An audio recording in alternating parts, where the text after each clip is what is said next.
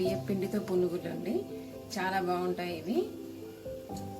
తడి బియ్యం పిండి అండి, తడి బియ్యం అండి. 2 hours నానబెట్టుకొని గ్రైండ్ చేసుకోవాలి.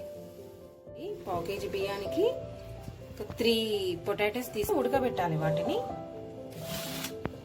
ఉడకబెట్టి మెత్తగా స్మాష్ చేసుకోవాలి, మెత్తగా. లేకపోతే గ్రైండ్ చేసుకున్నా ఓకే. ఎక్కువ వాటర్ పోసుకోవద్దండి, కొన్నే పోసుకోవాలి. ఎక్కువ వాటర్ పోసుకుంటే లూజ్ అవుతుంది. గ్రైండ్ చేసుకున్న పిండిని గిన్నెలో తీసుకోవాలి.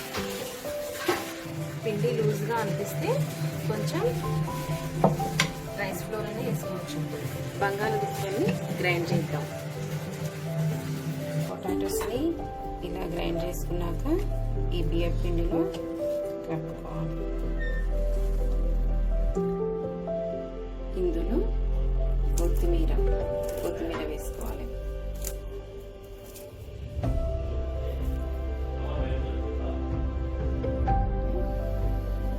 ఈ ఫ్రైకి సరిపడా ఆయిల్ పోసుకోవాలి. చిన్న చిన్న పునుగుల్లాగా వేసుకోవాలి.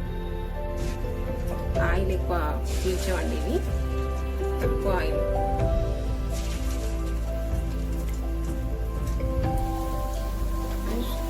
ఇలా గోల్డెన్ బ్రౌన్ కలర్ వచ్చాక తీసుకుందాం.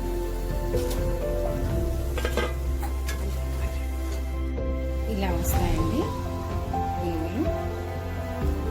మీకు కావాల్సి ఉంటే స్పాంజీగా రావాలనుకుంటే వంట సోడా యాడ్ చేయండి.